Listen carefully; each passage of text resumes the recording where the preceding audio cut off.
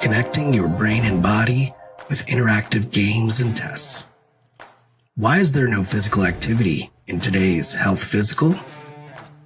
Trazer is an holistic technology used to rehabilitate, prevent falls, and improve sport performance.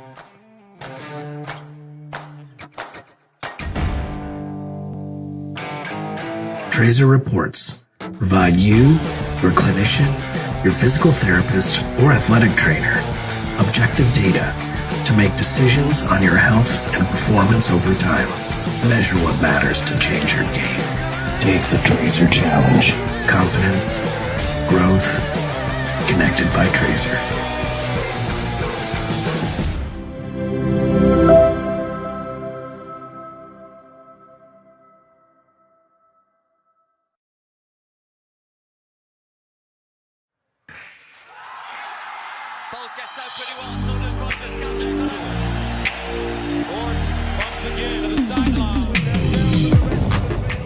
At Fusion Sport, we're all about driving human performance. We develop and support a range of technologies all designed to assist people to be their best.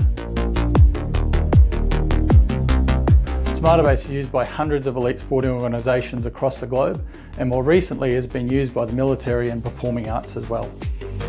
Our S.R.W.O.P technology has at the heart of it an integrated and connected philosophy. What's different about S.R.W.O.P is that it's truly flexible and self-engineerable. That really puts the power into our customers' hands, and it allows them to use it in unique ways that perhaps we haven't even thought of. Between ourselves and the rest of the field, but here comes Jimmy Stone.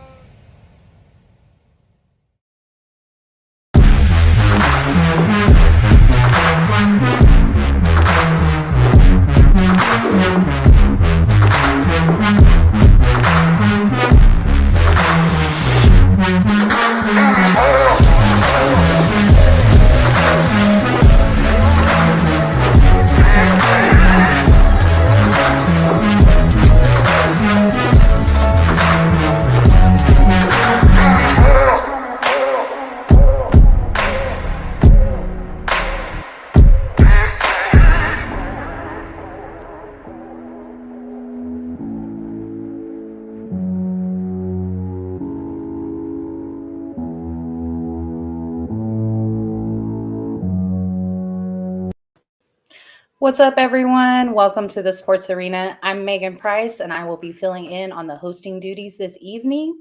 We have a jam-packed show for y'all. We have Thursday night football predictions. Can Dallas pull out the win? Our NFL Rookie of the Year picks. Tuesday night NBA doubleheader breakdown. And finally, college endorsement deals. But first, let me get the entire crew in here.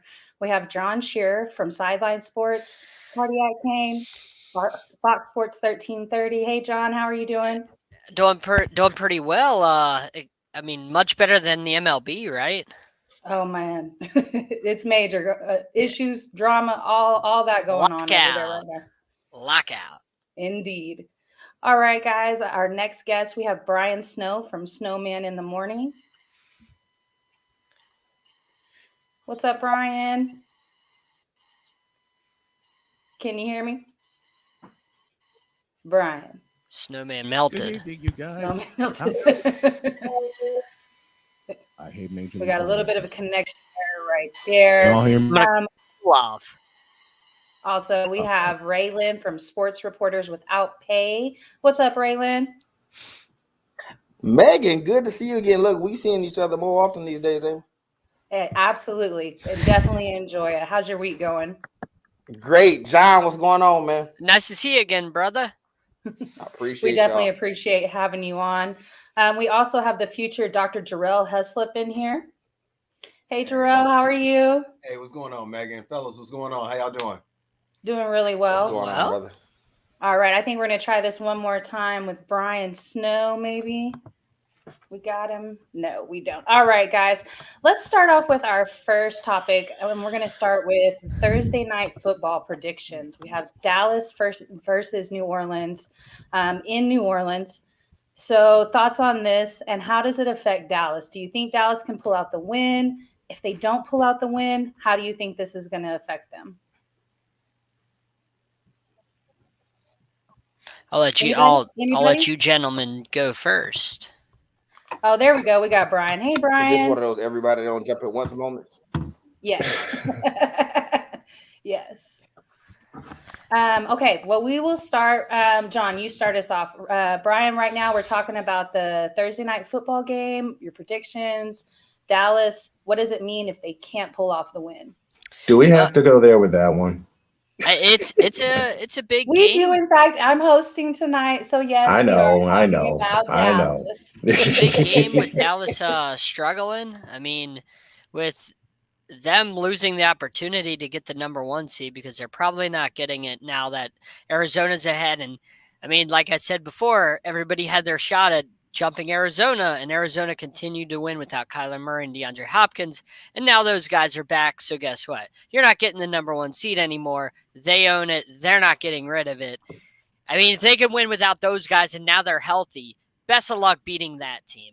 And they're going to get Chase Edmonds back. So the Cowboys really need to win this because the more you lose, the more you're going to fall down in the standings. And you don't want to go to Tampa. You don't want to go to Green Bay. Certainly don't want to go to Arizona. So you don't want to be the 4th seed because, yeah, you win your division. But, I mean, you're eventually going to have to go to those teams that are upper, higher in the standings and the seeding. So they really need to win this, not only for standings-wise, but psyche. I mean, Definitely. They just cannot win anything right now. They won 1 game, in the past, they lost 3 out of their past 4, I believe it was. Yes. I mean, they lost to the Raiders, the Broncos. I mean, they're really struggling, and this is a team that should be a lot better. And I get they have injuries, but this is a game they have to win. And I'm concerned, honestly, because Taysom Hill, can that defense handle a dual threat guy? That's a concern for me, not because of his passing ability, but, like a Cam Newton, when Cam Newton is right, that's hard to defend. Right. And definitely, you talked about they're going to have Taysom Hill as their QB. Also, they're just coming off of a loss. New Orleans is just coming off a loss to the Bills. But they were also in New Orleans for that loss. So are they going to have back-to-back losses in New Orleans? And then at that, Josh Allen had a couple of interceptions as well. So, those are a couple of factors right there. Do you think Dak is going to have that good of a performance? Also, I think you have to bring up the NFC East. Washington is on a 3-game win streak. They're 5-6. They're not at 500 yet, but they are currently in the number 2 seed in the East. John, to rebuttal what you said, I really feel like I wouldn't mind going to Tampa Bay and playing there, but I definitely don't want to go to Arizona and go play there. I think you guys hit it on the head. It's all about placement right now, playing with a sense of urgency. What do you want to be in the playoffs? Going in tomorrow at New Orleans. Another thing we have to watch out, we got Alvin Kamara is still hurt, banged up. So I'm not expecting him to play. I'm not sure, but I'm not expecting him to play. Taysom Hill at quarterback. If he balls out, I would go renegotiate, the contract I just signed. Because they've been playing him a couple of years now. They did just give him a brand new deal, actually. Yeah, I know. Yep. That's what I'm saying. So if he plays good, we have something to talk about because y'all done put crab legs in front of me. Y'all done put these other 2 guys in front of me. I've been waiting here. I've done everything, kickoff return, everything. But right. I think it's going to be hard for Dallas not to lose, and it's going to be their game to lose. Right. Outside of the New England game is all about placement. Let's play with urgency. We need the best Dak possible. We need Zeke healthy. We need to get our receiving quarterback healthy. Oh my God. Well, Coop did get activated this afternoon. Okay. So we will see Coop back. But we are short our head coach, which I'm not too worried about that personally. A lot of COVID cases, right? Indeed. So there's a lot going on in Dallas, but they have to get it together. I think they'll win. It shouldn't be, but we can't call it. We've been seeing some crazy games lately, but right. I think it should be an easy win on black and white paper. Right. Brian, what are your thoughts? Because we all thought it was going to be an easy win on Thursday against the Raiders, and look what happened. So what are your thoughts? Dr. Jarrell, why did you just hand me a slam dunk? Oh, no. First of all, thank you to Eric, and thank you to you guys, Megan, John, and Dr. Jarrell, for having me on tonight. Absolutely. The Cowboys surrendered 36 points a week ago. Let me say that again. They surrendered, and they had no business surrendering, 36 points to the Los Angeles Raiders. I'm sorry, I can't say Las Vegas Raiders. It's not, I'm old and I'm old school, so that doesn't sit well with me. I will pose a question that I posed to Megan, that I posed in the group, and that I posed for the last 2 years. Why aren't the Cowboys using their best weapon? And I hate to say it, their best weapon just happens to be Ezekiel Elliott. They're not giving it. There's a difference, and Dr. Jarrell, I see your background, so I'm going to make a comparison here. There is a big difference between Ezekiel Elliott and Christian McCaffrey. Christian McCaffrey is not a 3-down back. He is versatile, but for God's sake, don't treat him like Roger Craig. All right? Ezekiel Elliott is indeed a 3-down back. For Dallas to win, it's going to depend on how many times Zeke touches the ball. If he touches the ball less than 20 times, which has been the case 5 of the last 6 games. There's a reason for that. He's dealing with that knee injury. He's been dealing with it since about week 4. Since week 4. So that's why they've limited his touches. And Pollard has looked good in spot, spot duty. Carrying the ball, sometimes spot duty, right? Catching the ball, kick return, running the ball. He's obviously not the bell cow guy, but there's a reason. He's not that type of running back. I mean, in fact, he is McCarthy's favorite type of running back, and that's that explosive type.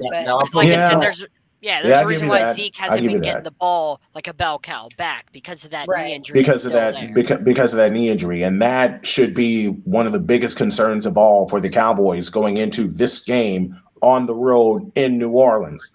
Now, whenever Dallas plays New Orleans, be it in Texas or be it in Louisiana, some strange things happen. Just ask Roy Williams 11 years ago on Thanksgiving, when somehow the ball, which was supposed to be secured in his hands, got poked out. A few years after that, New Orleans was undefeated. Undermanned Dallas team goes into the Superdome and beats Drew Brees. I still don't know how the hell that happened. But if I were to make a pick, I'm going to go against the grain, and I'll trust Taysom Hill. Kamara's still going to be. I'm going to listen to me carefully. I'm going against the grain, but not by much. Dallas has a way of doing some stupid things on the road, and they still come out with a win. So officially, my pick is New Orleans, but I would not be surprised to see the Cowboys yank this one out. And if Dallas gets that chance, like they had in Tampa, it'll come down to the wire. Can I pose a claim real quick? You remember how we were just talking a couple of days ago about coaches who benefit the most, if you recall. I totally agree with you. Dallas has always been a bang team from Emmitt Smith when I was young on up, running the ball, making sure that they hit you in the mouth to open up the passing game. And it's always been like it. It's always worked. And when they took that out the case, which my claim is with the coach this year, with Dak's hot start, did that kind of open his eyes? Hey, let's keep it in Dak's hand. Let's throw heavy. Do you think that could have been what's going on and taking outside of the injury, taking the running game out of the equation this year? It's been the case since Zeke had a 1,000-yard season and was paired with Dak. Look at the numbers. Look at the decline in Zeke's performance. And this is nothing against Zeke, but look at that offensive line. Megan, you love to talk about this Cowboys offensive line and how it's built, and they are a great offensive line. The line in the 90s in the Cowboys, left to right, Tune, Newton, Giesick, or Stepnoski, and then Larry Allen and Eric Williams. What were they built to do? Push people around, punch them in the mouth, open some holes for my favorite Cowboy, aside of Emmett, the Moose. Daryl Johnston, or give Aikman some play action time to hit Novacek and Urban and Alvin Harper and those guys. The coaching has flipped. I know Zeke is dealing with an injury. I know that. But I still say he has to touch the ball at least 30 times. Even if you only get 3 or 4 yards a carry, you want to present the threat. You don't necessarily do what the Cowboys did against San Francisco in the 92 NFC Championship game. Dr. Jarrell, this is for you. Emmett was the decoy. Yeah. Emmett was the decoy for that entire game. And when he did get the ball, he did pop 5 and 6 yards. But Emmett was the decoy. Daryl Johnston got loose. Alvin Harper got loose. And I hate Alvin Harper for that. Michael Irvin, he did his thing. Hey, For sure. I'm a 49er, but I respect the hell out of those Cowboys teams, okay? Because they and the Giants always gave us the blues, especially in Candlestick Park. I said all that to say this. The Cowboys need to present the threat of Ezekiel Elliott. You don't necessarily have to use him. You can limit his touches to a point, but the magic number has got to be 25 for Ezekiel Elliott. I agree. Raylan, what are your thoughts on Dallas going into New Orleans tomorrow night? And then after that, give us your pick on who's going to win the game and what does it mean to the NFC East if Dallas loses? Oh, you're muted. Hold on. There we go. I think he muted himself. Okay, we got you, Ray. I'm good now? Yes. Yeah, Sorry we about got that. you. Okay. Brian Snow, man, heck of a job in riding the fence. I'm gonna pick New Orleans, but if Dallas pulls it off, I wouldn't be surprised. Oh, that is riding the fence. Well, think about how big of a game this is for both teams. Yeah, I mean, think about how big of a game this is for both teams. How you make a pick? You can't say I'm picking this team, but if the other team wins, I'll get. I mean, yeah, okay. And that's good analysis right there because you listen, look good either way. That's smart. Look, I had to do that last weekend with the Bucks and the Colts. All right. No, you make a pick and stand on it, sir. Make a pick and stand on it. You know what? Ray? I'm gonna do what my grandchild does to me. I'm gonna stand on your head for that, okay? No, I'm teasing. I'm totally teasing. I understand where you're coming from. Make a pick and stand on it, but with this big of a game, with seeding on the line, a playoff spot on the line, hey, I had to balance on that fence. Look, I'm 270 pounds. I got no business balancing on a doggone fence anyway, so I had to do Ray, it. you pick a side then. Tell us why. I'm gonna pick a side. A lot of people. So I don't know how much of it I missed when my internet was giving me trouble and I was out and in.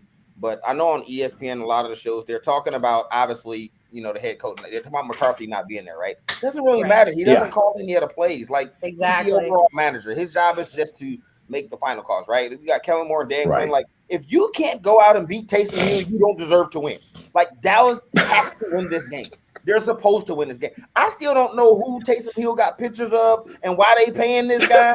Like, I don't know where this money's coming from and why Taysom Hill is being paid like he's ever shown anything as a starting quarterback in the NFL. So Dallas has to go out and beat him. You get a pass for losing to Mahomes. Derek Carr and the Raiders are a formidable opponent this year. What about Teddy Bridgewater? Yeah, what about Bridgewater? That was random. Listen, Teddy Bridgewater's a formidable quarterback. Dallas last three. Good defense. Now, Denver's defense is something to talk about. Dallas' last 3 losses all came to the best conference in football. There's only 2. Well, I mean, the best division in football. Division in football, right? It's not the best division. Listen, we all thought it was going to be the NFC West is the best Seattle division hasn't lived up to expectations, right? So the best division in football right now is the AFC West. Yeah. Right. Because if you look at their record, they're the most competitive as far as them all together being close records. Right. What the hell did I get myself into tonight? So there's really no shame in what Dallas has done. So I'm picking Dallas to win the game. Let's start there. What it means overall, in the grand scheme of things, it doesn't mean a whole lot because a lot of really good teams this year. Oh, yes, it does. Really teams, right? A lot of really good teams have lost to really bad teams. Now, what it does for Dallas psyche, that's a major component, right? If you can't go out and it is. lose their confidence, right? I will say this about using Zeke as a gimmick or using him as at least a what was the word you used? Decoy. Decoy, right? Who buying it? Like if Amari Cooper's not out there, CeeDee Lamb's not out there, Cooper is out there. Cooper's going to be out there. I do think we'll see CeeDee Lamb, but I'm not 100% sure. The only one that's out is Cedric Wilson. I'm speaking on the last couple of games here, right? Where it's like, okay, we know you want to run it, so what we're going to do is stack 8 in the box, and we're going to live with you throwing to them other guys, right? We're perfectly fine with you throwing to them other guys. Offense completely folds. Like look at Zeke yards per attempt in the first 6 or 7 weeks to these last 3 or 4 weeks. Combined with no receivers being out there and the nagging injury. So I think once they're back in full strength, we'll see a more complete, we'll get a better indication of who and what Dallas is. So Ray, if I come back on the show, they're going to have to go on the road though. They're still going to have to go on the road in the playoffs and play at Green Bay or Arizona. You can't get around that. So Ray, if Dallas loses in New Orleans, do I get to pick on you next time? For riding the fence? No. You know why you don't? Because you picked New Orleans and then said I wouldn't be surprised if Dallas win. You don't get to say nothing to nobody. You ain't pick a team. Well, let's say the worst. I get to say everything. I get to say everything to everybody. We do this for a living, Ray. You know that. So let's say worst of the worst happens. Dallas loses. What does this mean to the NFC East? Like I was talking about, Washington is 5-6, so they're currently at number 2, and they play the Raiders this week. Then you got the Eagles right behind that. They're 5-7. Eagles play the Jets. So the schedule gets a little dicey for the NFC East. Most of us are going to have divisional games over the next 3 weeks. So, what are your thoughts on that? How is it going to affect the NFC East? It's still if Dallas loses, I will make a simple statement. If Dallas loses, the NFC East door is kicked wide open. Truly. Yep. Totally. John, your thoughts? How? You know why it's not? How? You know why it's not? Who's kicking the door open? Philadelphia and Washington. Philadelphia, they just lost to the Giants. They're terrible. It was a divisional game, John. It was a divisional game. I still say it's a divisional. It's a divisional game, but I still say the door's kicked wide open. Megan, I don't care if it's a divisional game. The Eagles had to win that. That was a game you have to win if you're going to get yourself into the playoffs. You can't lose that game to Daniel Jones. That team is terrible. The Giants are one of the worst teams in football. You can't lose that game. You can't. And John, to couple your point, Jones now has COVID, doesn't he? Is that what I heard this week? He's supposed to play. He has a neck problem, but he's supposed to play. He's supposed to play. It's not going to matter. Okay. Megan, I'll step out. I'll step out of the way. Go Ray. This is why it doesn't mean anything for the NFC East. Because even after the New Orleans game, 4 of Dallas' last 5 games is NFC East games. Yep. They played the Redskins twice. Oh, hold on, the football team. Look what they did to Philadelphia the first time they played. You said Ray. You said it right. The Redskins. It's the Washington Redskins. I don't want to be disrespectful, right? But if they lose to the Saints, it still means nothing. Those teams that we're claiming are wide open and kick, they still got to go in there and beat Dallas. Yeah, they have to beat them. Even if with a loss, they got to beat them in Texas. 7-5. They got to beat them in Texas. They would still be 7-5. So they got to beat them in Texas with a hot. They got to beat them in Texas. With a hot Heineken. Yeah. This is Ray. This is for you. Hold on, they're 1-1 though. Ray, this is for you. We got to go one at a time, guys. They get a home and home with Washington, right? Mm-hmm. So that's. I mean, even we they both got 2 games against Washington, and we have 2 games against the Giants, and then they got to go on the road. We finish with Philly in Philly. And you already played the Giants once because Saquon Barkley rolled his ankle. That was the game Barkley rolled his ankle, so you already played the Giants once. Okay, guys, we're going to go ahead and move on from this topic because we're 25 minutes in and we've been talking about Dallas this whole time. So let's scoot over to our NFL Rookie of the Year. Everybody give me your NFL Rookie pick of the year so far. Offense or defense? A mix of either. Pick one, though. I'm going to let you guys go first. You got to think about that.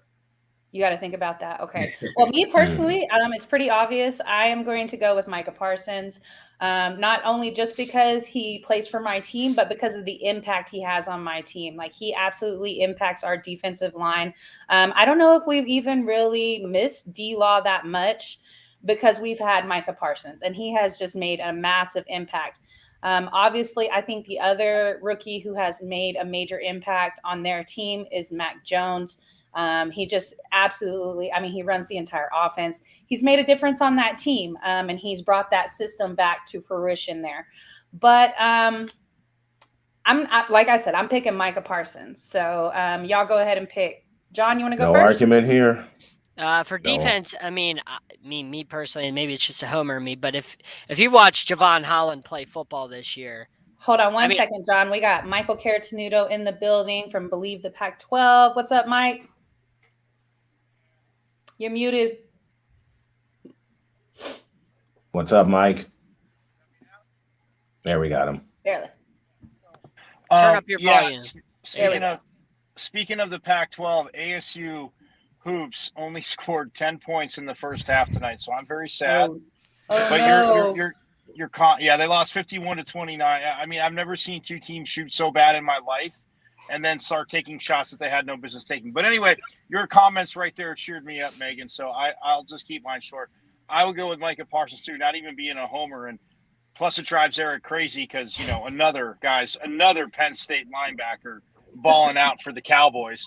So, I mean, I go with that just ever since DeMarcus Lawrence, I caught the tail end of what you're saying, but I get it, Megan. Ever since DeMarcus Lawrence went down, and especially Randy Gregory too, at least when Gregory was out there, it was a little bit more balanced. But, John, I see your pick. I mean, I can see it, but I just think with where the Cowboys defense was and has gone, if Micah Parsons wasn't there, it would definitely I have no argument against that. I completely understand you and Megan's rationale. I just wanted to go with somebody else because everybody's probably going to go Parsons. And who did you pick, John? And Javon Holland for us. Okay. I mean, I didn't know who he was, and Mike did, and Mike kind of told me about him before the season. And once this guy started, I mean, preseason, and started this season, this guy's just been phenomenal. I believe a second-round pick out of Oregon for us, and he has just been lights out. If you don't know who this guy is, he's going to be a big-time safety that everybody's going to know in a year or two. So, just to go kind of against the grain, because everybody's going to go Parsons, but Holland has been fantastic. And Phillips has been, too, for us as of late. So, okay. Yeah, I got to – Go ahead. Micah Parsons. I mean, I could be a homer myself and say Elijah Mitchell, who's come on the last 5 weeks, but overall it's Micah Parsons. Okay. Micah Parsons, and it's not even close. Okay, Jarrell? I was going to go with the guy that I would never go with, but Matt Jones, just because of his position, just because of what he did, what he's doing. Is just that's who they're going to pick for offensive rookie of the year. Jamar. I mean, Chase. they love to pick quarterbacks, and he is having a major impact on his team. It is what it is. I like that pick though. Okay. Just real quick, because with Mac Jones, again, I'm with you guys. I see it, and to everybody's point, a lot of the analysts that played that know. I mean, yeah, Josh McDaniels and Bill Belichick started out. So they kind of handcuffed him. So is it with just because he's playing within that system that you would pick him? Because, again, I'm not saying you got to throw for gaudy numbers either, because Megan and Sean know I'm not that person. Like, I love defense anyway. So the fact that, I mean, we're saying Parsons and John goes with Holland too. Again, I'm just sick of offensive players just getting everything. But to the point, though, do you feel that because they handcuffed him the way they did with the offense and that defense is so dominant that helps them out? Absolutely. Absolutely. That's a big piece. It definitely does. But just like we said on the other day, he still had to go out there and operate in that offense. He still had to maintain. They're winning.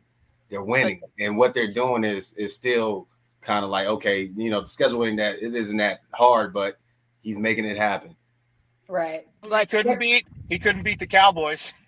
But the thing is, if you watch football, and everybody's going to say Mac Jones because he's a quarterback, but if you watch football and you appreciate the game, then you would probably say Creed Humphrey. And if you don't know who Creed Humphrey is, please go look at Creed Humphrey. He's the number 1 rated center in the NFL. He's a rookie. Yep. On the Chiefs line, though number 1, not amongst rookies, amongst every single center in the NFL. Amongst he's everyone. A rookie. Yeah. That deserves offensive rookie of the year to me, because what lineman is the best at their position during their rookie year?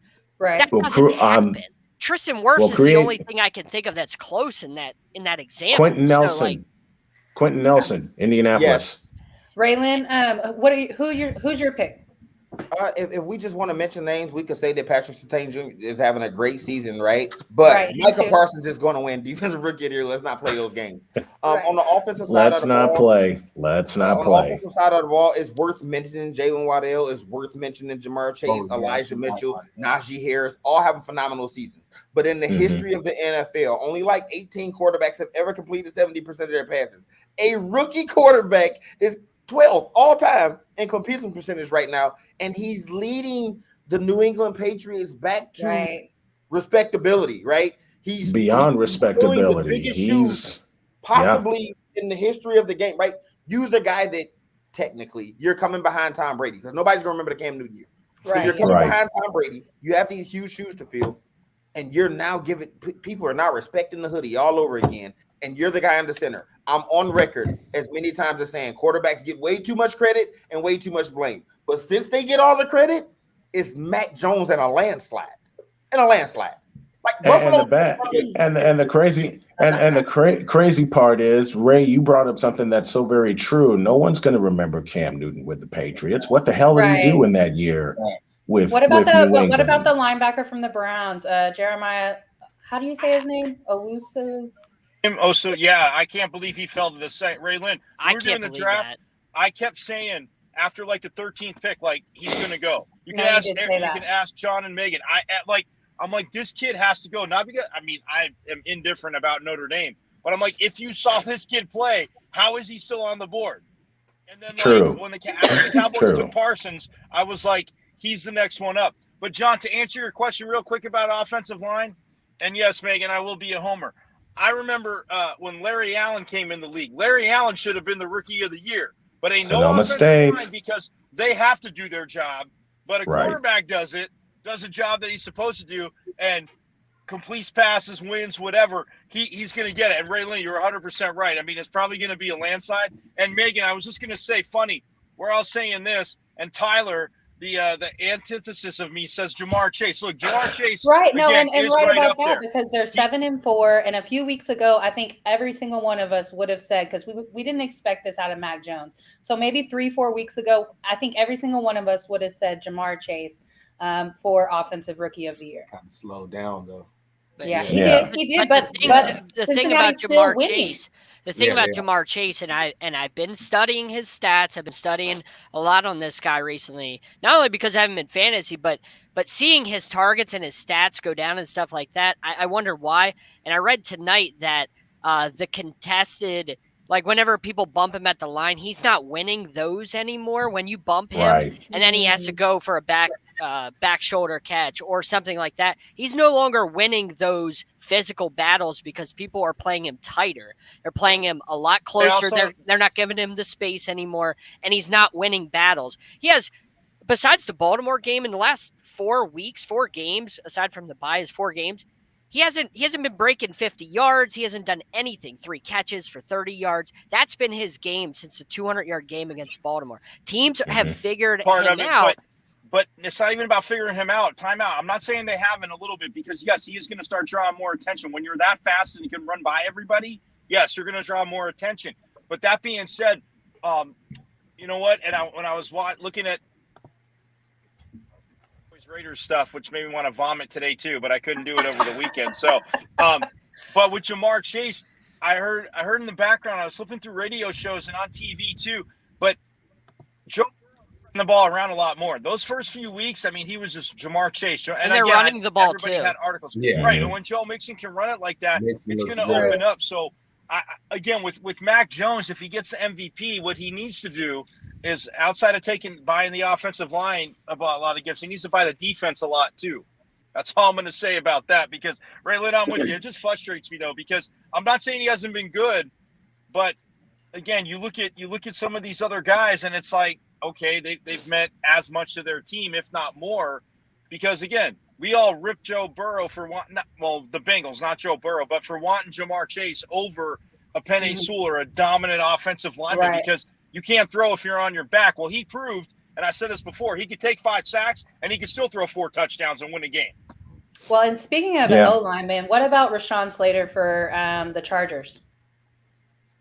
Any thoughts on him? That's my Northwestern Wildcat, Rashawn Slater. Yeah, I read tonight that he has That's a big dude.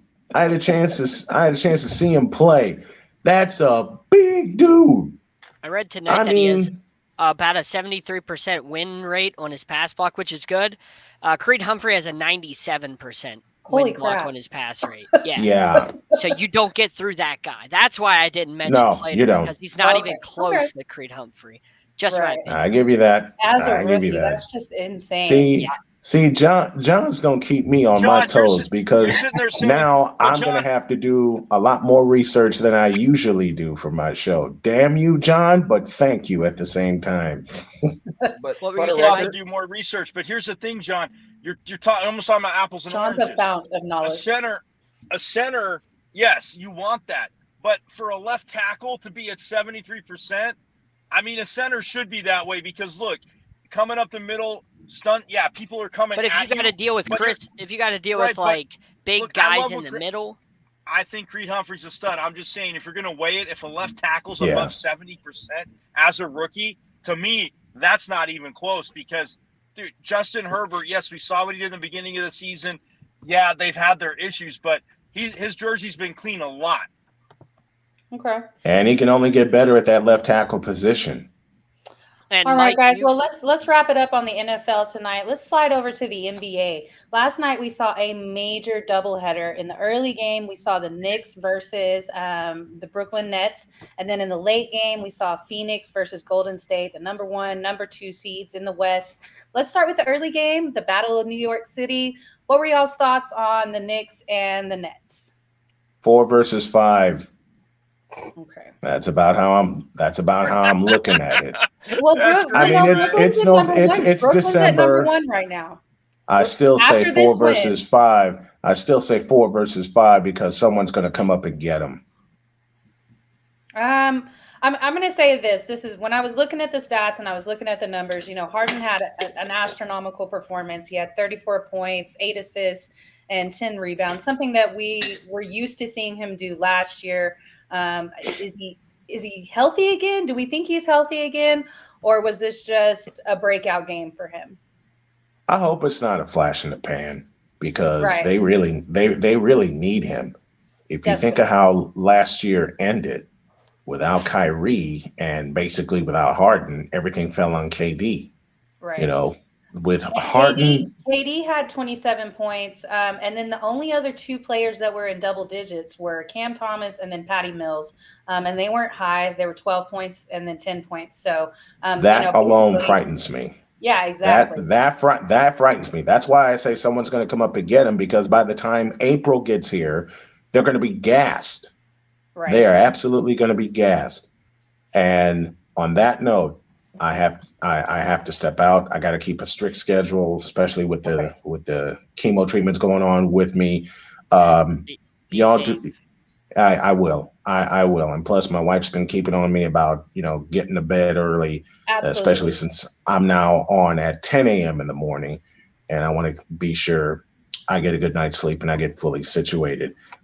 Do me a favor, guys. I have a fundraiser on Facebook to help my fight and my family's fight with pancreatic cancer. I put the fundraiser out there because a whole lot is on my wife right now. And my wife's family is offering some emotional support, but I'm going to put it out there, given the fact that I'm going to be disabled, probably permanently.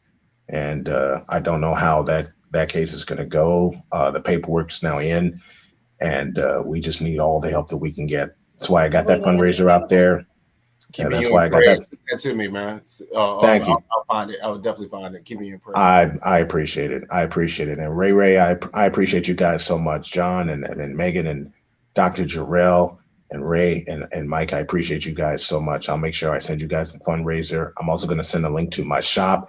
Anything that we can get in to help with this fight and get toward a surgery date. Especially with all the chemo that's being inside me right now, any help we can get would be thoroughly appreciated. And I appreciate you guys. Absolutely. Thank you so much for coming on, Brian. Thank you. All right, Raylan, what are your thoughts on the Brooklyn and the Knicks game? Brooklyn came out on top, but it was only a 2-point differential there. It was 112 to 110. What do you think this says about Brooklyn? Nothing. It's a regular season game. I didn't think too much about it. I expected Brooklyn to win. I expect Brooklyn to win a lot of games. The most interesting thing for me was James Harden. He struggled all year, so to see him have that kind of monster game on a primetime game where everybody kind of saw it, and like you said, it's one of those. Is he back? Because if he's back, like a fully healthy at full strength James Harden is still one of the 10 best players in the NBA. Like him or not, like his style or not, it ain't 10 people more talented than James Harden, and one of the people that is on his team. So you have to now, again, if you remember in Houston, what they did was they ran 48 minutes of you either got to deal with Chris Paul or James Harden, and they won 65 games doing it. That's going to be the same thing. They're always going to have Harden or KD on the floor. You're going to have to deal with one of them. You have to deal with a superstar for 48 minutes. Just use Golden State for an example. When Steph's off the floor, there's not another superstar, right? In LA, you got to deal with Russ, AD, or Bron. In Brooklyn, you have to deal with one of those guys for 48 minutes. So if Harden is going to play like that, then I expect Brooklyn to stay atop the East all year. The only team I think that can beat them in 7 games in the East is Milwaukee. Nobody else has a shot. In New York, they just don't have enough. Like at some point, they made it a very competitive game. Now they did get behind like 10 points around the halftime part, but I mean, they made it a competitive game. In the grand scheme of things, they don't have enough. Like Tom Thibodeau teams have always lived on one principle: they play hard. But they play defense and they play hard, but they never have enough when it matters. Like in the Chicago years, it was just Derrick Rose on offense. Then it was everybody else play hard. In Minnesota, they never really had a shot, right? And now it's all on Julius Randle. Like your next best player offensively. Well, I mean, RJ Barrett left the game after 9 minutes from non-COVID related illness. So, they were missing one of their star shooters. Who? RJ Barrett. We're waiting. You're tricky, Raylan.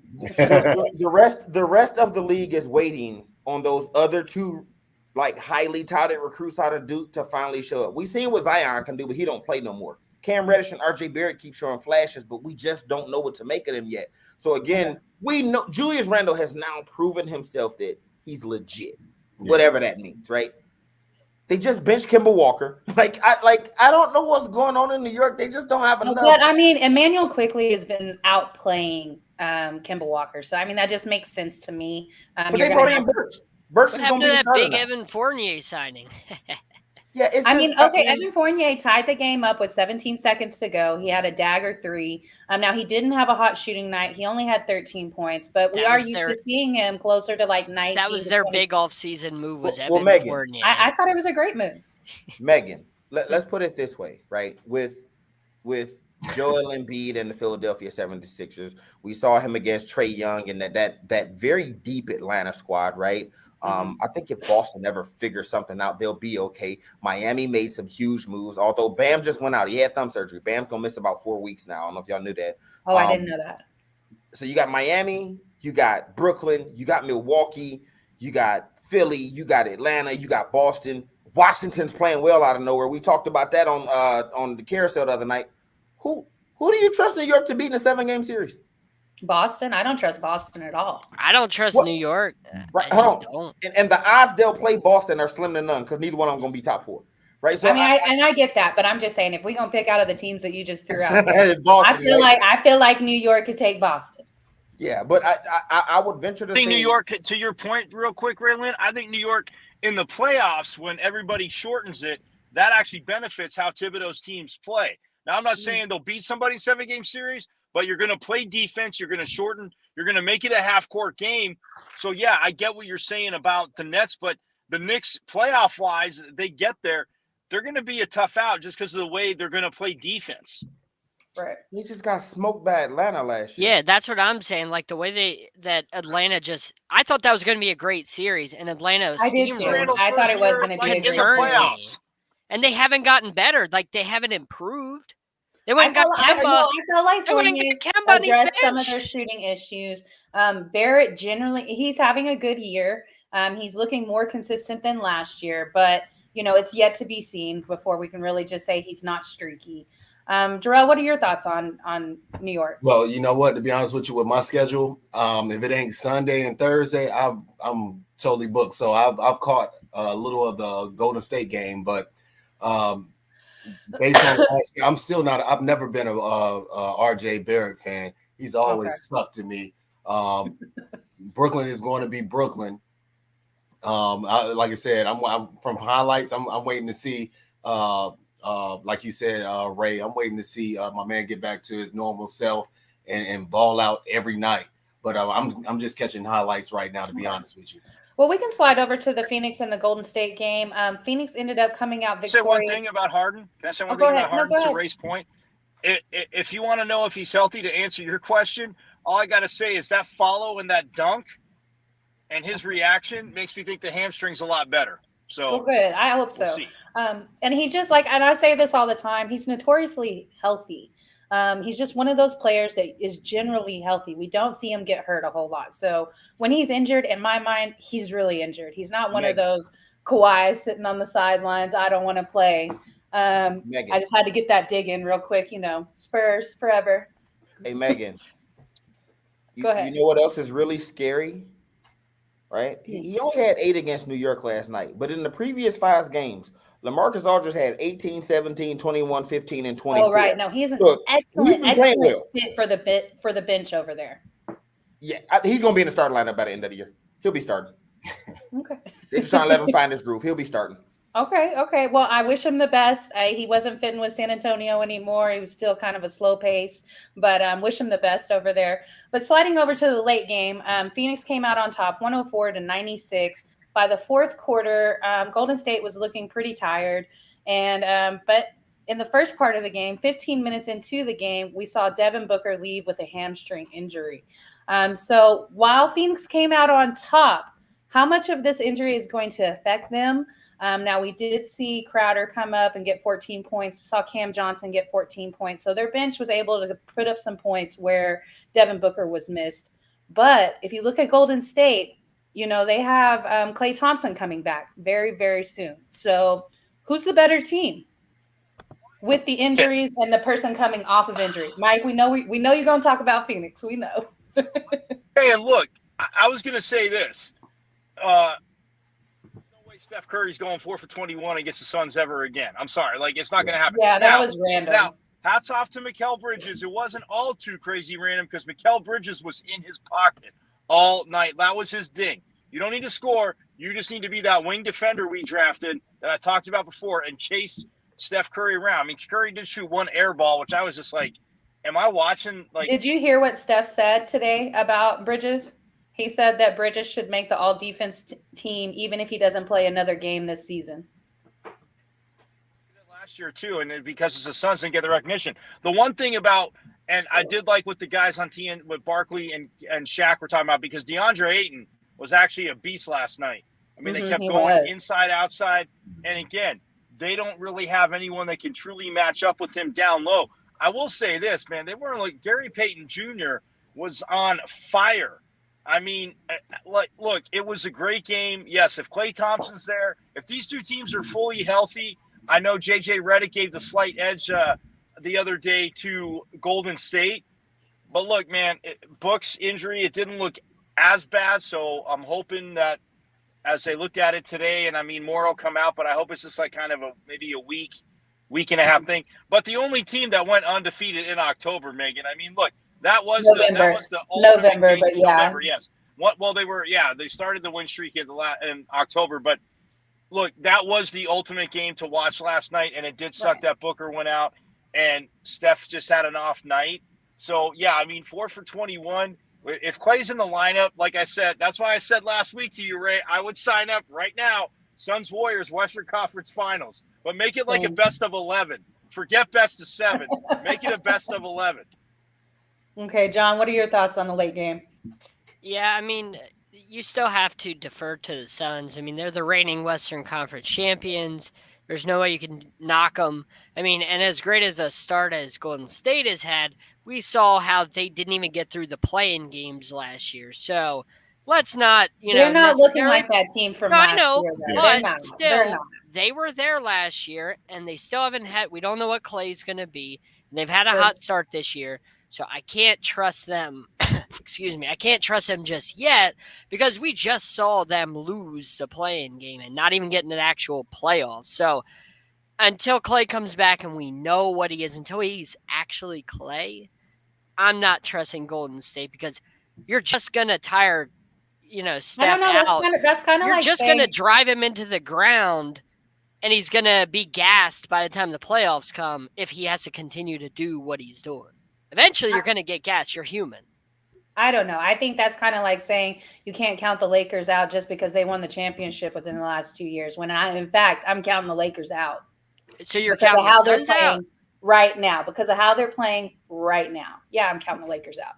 Too, not that I want to stick up for the Warriors, but the other thing too, I mean, you're talking about the Suns bench, which we all know was huge last year. I mean, what Cam Johnson did off the bench, with Cam Payne, just giving Chris Paul those extended breathers if he needed them, or if Monty Williams just said, "Hey, you're hot, just keep going." But like, you look at what Steve Kerr has on the bench too. Like, come on, like they're gonna be right there. I get what you're saying about Clay, but if you saw his press conference, and if you guys didn't from last week, go YouTube it, because I've never seen Clay. Like, he was friendly, he was fine with the media, but his answers, like, he is about to set like the NBA's hair on fire. Like, he is a very PO person. I love it. I get it, but you have to still be realistic. The guy hasn't played basketball in what, basically 2 years? Come on. You can't just say he's going to come back and set the world on fire. Even if Clay just doesn't come back, and it's going to take time to get, he has to get some runs in. Golden State is my squad outside, on the basketball court. I like their bench. I thought Poole looked good from what I saw. I thought number 32 was on fire in the corner. I can't think of his name right now. I can't think of his name. Porter Jr. Yeah. Porter Jr. Yeah. Peyton Jr. looks, he's been balling all year. Steph is going to do what he does, man. And last night, Steph didn't have a strong game. I think they're a stronger team. Speaking of that, Raylan, I know you have this commentary going about Steph Curry. Oh, let me hear it. Yeah. Oh no, what you got, Raylan? Please fill us in. Nothing has changed. He had a bad game. He's still the best player in the world. Ain't nothing changed. Right. No, I saw Danny tag you, so I thought it was funny. I will say this about the game, about both these teams, and then the game more specifically last night. I've been beating this drum for, 3-4 years. Even when Golden State was good pre-KD, what made Golden State so good, outside of Steph Curry's phenomenal ability, is Golden State had this collection of long, athletic, versatile wings like Iggy and Livingston and Clay and Harrison Barnes, right? You look at Phoenix and Golden State, yeah, Aiden's a big guy, but look at the rest of their team, that collection of wings they got with Devin Booker, with Cam Johnson, Landry Shamet, Jay Crowder. Like, when you got long athletic, Shamet had a big game last night. Yeah, but you got these long athletic, versatile wings that can switch everything on defense.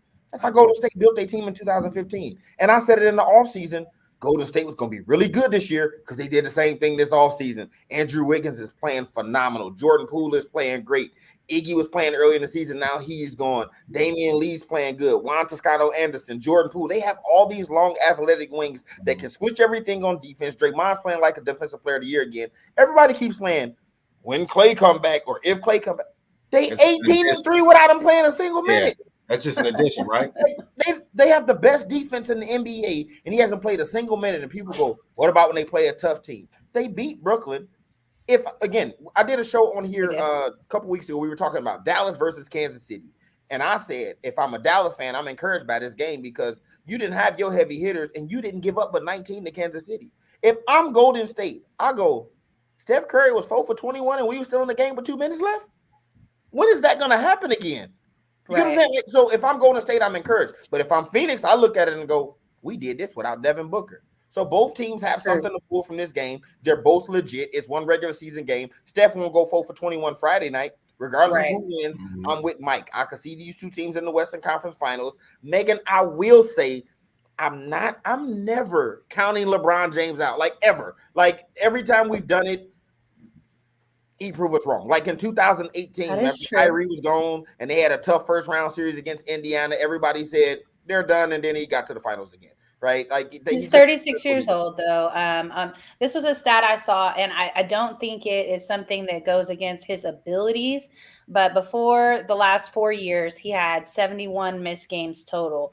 And then he has had 71 missed games in the last 4 seasons. So, obviously age is setting in. Not to say that he's still not one of the greatest. He's absolutely still in the top 3. And you're right. I would hate to count him out, but I just don't like the vibe over there in LA. Is he like top it's 3? not just LeBron that doesn't look good. It's the rest of them. Like AD is having a really awful year. Westbrook is Westbrook always. And the rest of them are just as old. I tell you this though, in the long run, I'm Booker balls all year long. He balls. When it gets to the Western Conference Finals and then to the championship last year, he gets ice. Ice. Oh, that's gonna be the difference to me. You made me think of something too, Jarrell. In response to John, you muted. I don't know if he was trying to talk. John made a comment and said, if Steph keeps playing the way, if he has to do so much, he's gonna be gassed. But like Steph Curry might be the most well-conditioned athlete in the NBA. Yep. He's played like this for the last 6 years. He rips and runs the whole game. He's a combination of like Ray Allen meets Reggie Miller, meets Hamilton, meets. And the only reason he was injured last year was a random fall. Like, it wasn't just like.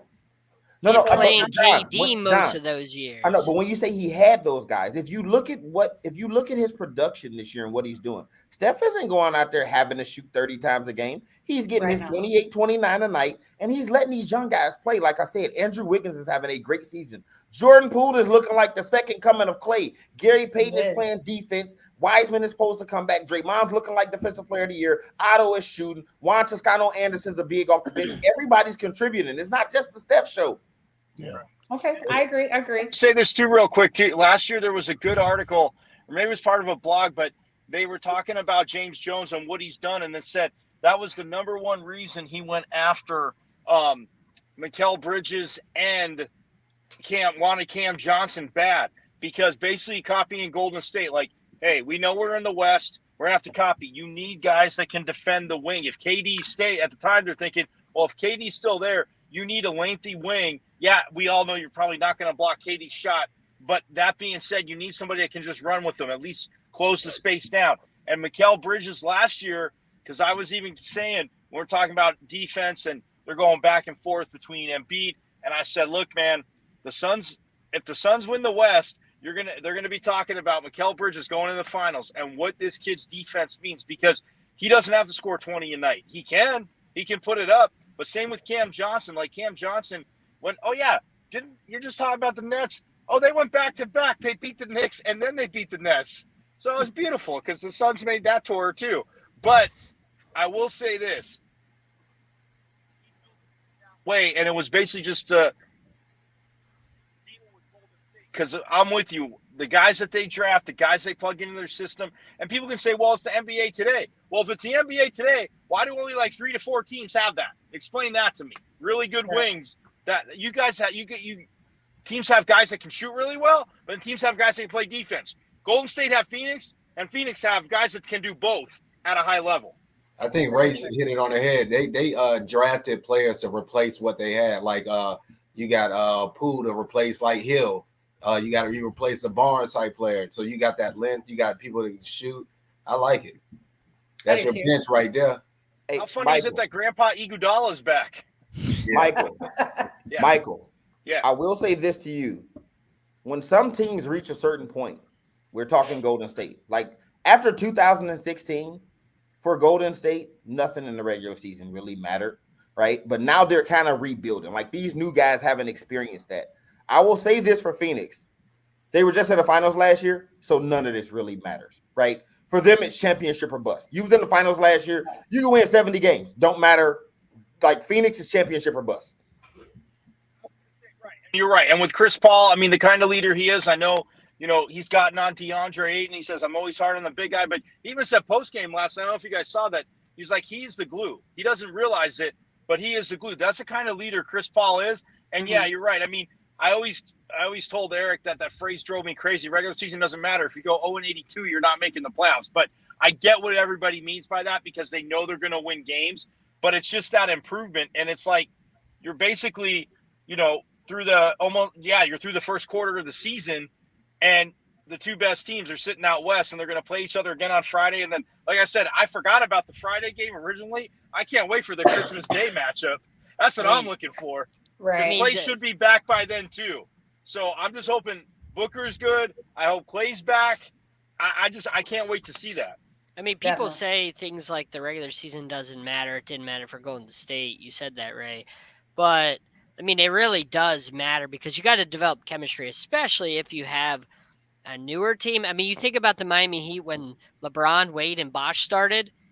They didn't have chemistry when they started, and it took them a very long time to develop the chemistry. And by the time they did, they got their butts kicked in the finals because they didn't know how to play together. It took them until year 2 to finally learn how to play together, and then they finally got to play they got to play OKC, and they got their first finals off of that. And then they played the Spurs, and they got lucky with that. So, I mean, it took them a very long time to learn how to play together. So they had to develop that chemistry in the regular season. It really took in the year 2 in that dynasty, or I guess if you want to call it dynasty. They did get lucky with the Spurs. It took a long time, and they got lucky. They had 2 titles. They should have only had one in 4 years. That was our 72-win season, and if it wouldn't have been for Pachula, I mean, if it wasn't for Chris Bosh saving the day, you go 1-3 in the finals for my Miami Heat. Chris Bosh I'm or a Ray Heat Allen? fan.